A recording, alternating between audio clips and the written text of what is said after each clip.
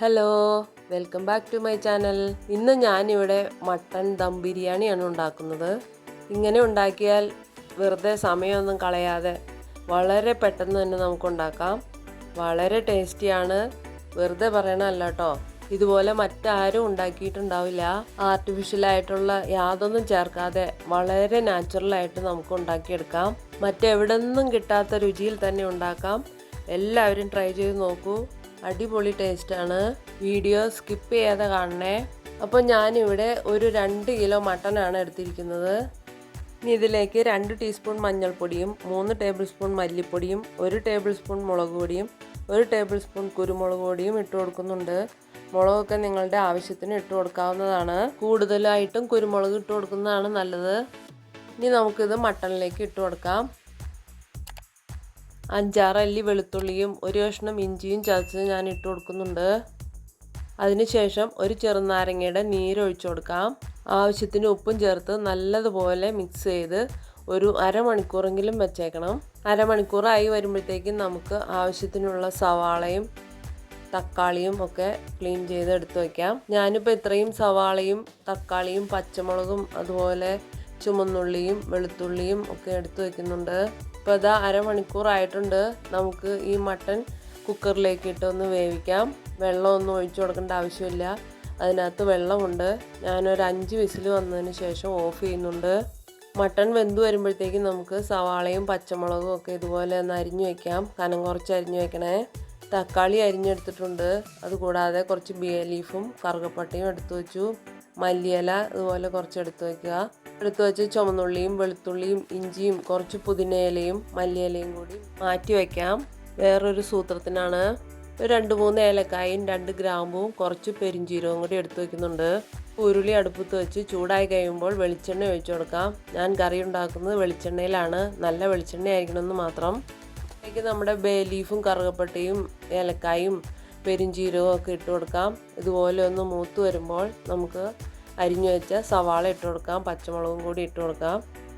ഞാൻ കറി ഉണ്ടാക്കുന്നത് വെളിച്ചെണ്ണയിലാണ്. സൺഫ്ലവർ ഒന്നും ഉപയോഗിക്കുന്നില്ല. നമ്മൾ ഉപയോഗിക്കുന്ന വെളിച്ചെണ്ണ നല്ല വെളിച്ചെണ്ണ ആയിരിക്കണമെന്ന് മാത്രം. സവാള പെട്ടെന്ന് വഴറ്റി കിട്ടണമെന്നുണ്ടെങ്കിൽ കുറച്ച് ഉപ്പ് കൂടി ഇട്ട് കൊടുക്കാം.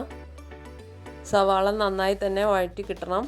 അങ്ങനെ വഴറ്റിയെടുക്കുമ്പോഴേക്കും നമുക്ക് എടുത്തു വെച്ച ചുമന്നുള്ളിയും ഇഞ്ചിയും പുതിനയിലയും മല്ലിയിലയും കൂടി ഇതുപോലെ ഒന്ന് ചതച്ചെടുത്തുകൊണ്ട് വരാം. നമ്മുടെ മട്ടൺ ഇവിടെ ആവശ്യത്തിന് വെന്ത് കിട്ടിയിട്ടുണ്ട്. അതവിടെ ഇരിക്കട്ടെ. സവാള വഴറ്റി ഈ ഒരു പാകമാകുമ്പോൾ നമുക്ക് കുറച്ച് ബിരിയാണി മസാലയും ആവശ്യത്തിന് കുരുമുളക് പൊടിയും കൂടി ഇട്ട് കൊടുക്കാം. മുളക് നിങ്ങളുടെ ആവശ്യത്തിന് ഇട്ട് കൊടുക്കാം കേട്ടോ. ഇതൊന്ന് നന്നായി ഇളക്കി കൊടുത്ത് അതിൻ്റെ പച്ചമണമൊക്കെ ഒന്ന് മാറി വരുമ്പോഴേക്കും നമുക്ക് തക്കാളി ഇട്ട് കൊടുക്കാം. നല്ല പോലെ ഇളക്കി കൊടുത്ത് നമുക്ക് തക്കാളി ഒന്ന് വേവിച്ചെടുക്കാം.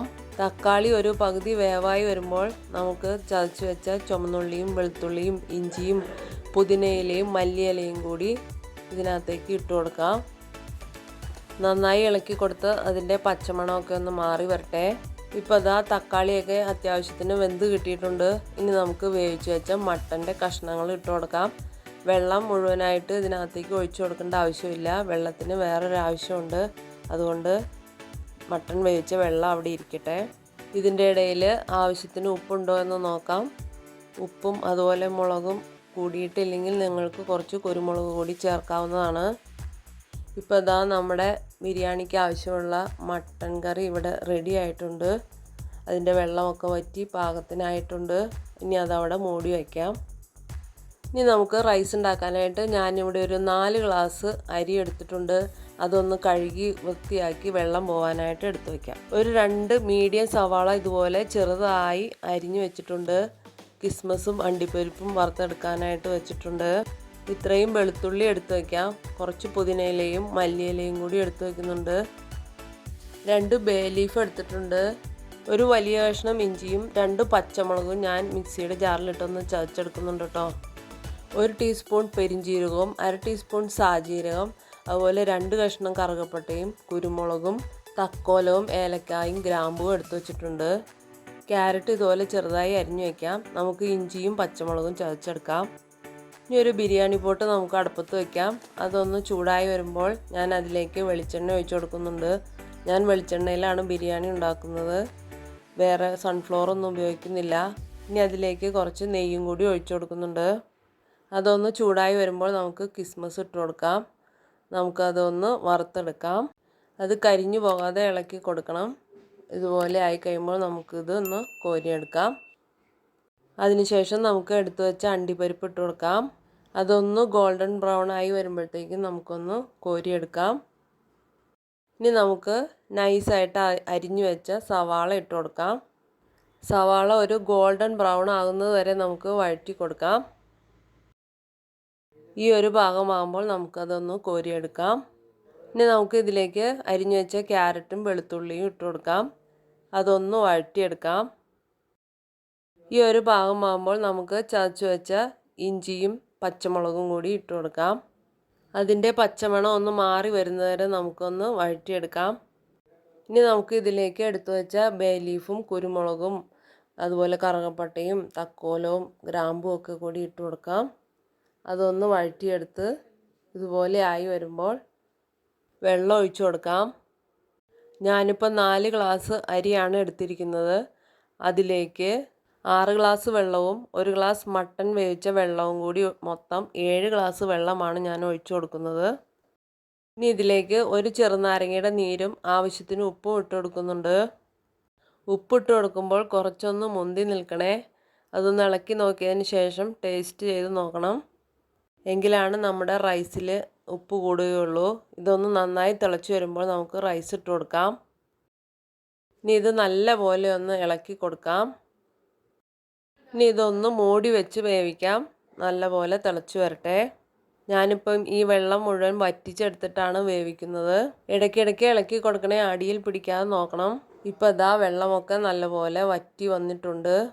ഇനി ഇത് നല്ലപോലെ ഇതുപോലെ തട്ടിപ്പൊത്തി വെച്ചതിന് ശേഷം 1 മിനിറ്റ് കഴിയുമ്പോൾ സ്റ്റവ് ഓഫ് ചെയ്യാം. ഇപ്പോൾ ഇതാ റൈസൊക്കെ നല്ലപോലെ വെന്ത് വന്നിട്ടുണ്ട്.